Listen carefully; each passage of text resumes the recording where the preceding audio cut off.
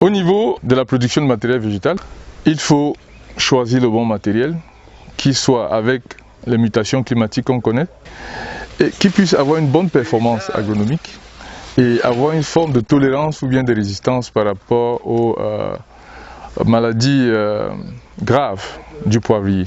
Donc lorsqu'on a planté, la conduite de la plante sera essentielle pour le devenir de la plantation. Faire régulièrement la taille à partir du jeune âge pour donner la forme au poivrier et passant par les tailles d'entretien pour maintenir le verger dans un état juvénile, sinon le verger va très vite vieillir.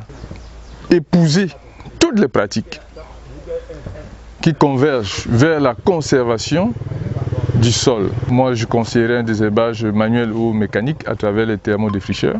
Passer l'étape de la production qui intègre déjà partiellement un savoir-faire endogène. Le gros du savoir-faire va se déployer au niveau de la phase post-récolte.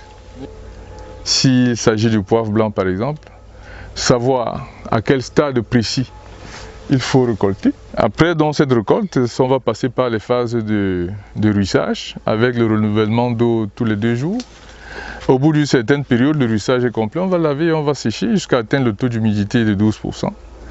Et on est sûr que toutes les notes recherchés pour ce poivre seront obtenus. Il faut observer 4 produits commerciaux. Le poivre noir, le poivre blanc, le poivre vert et le poivre rouge.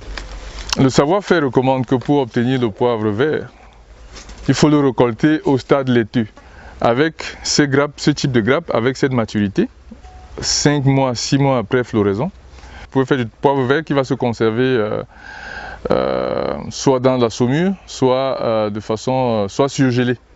Le poivre noir s'obtient avec des grappes complètement vertes, mais à maturité physiologique complète. Ça veut dire que lorsque vous pressez sur un fruit comme celui-ci, contrairement au poivre vert, il ne va pas éclater. Et si vous ouvrez en cassant, la graine aura à l'intérieur un aspect vitreux. On dit donc que les baies sont au stade vitreux.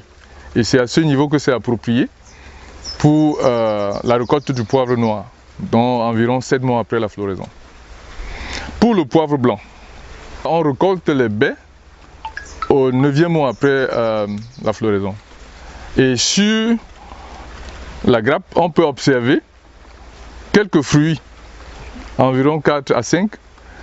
Ça constitue un indicateur pour la récolte des baies pour le poivre blanc.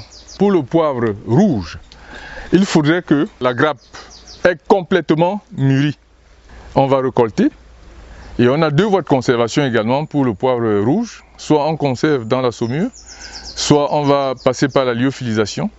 On aura un produit sec qui va conserver la coloration rouge.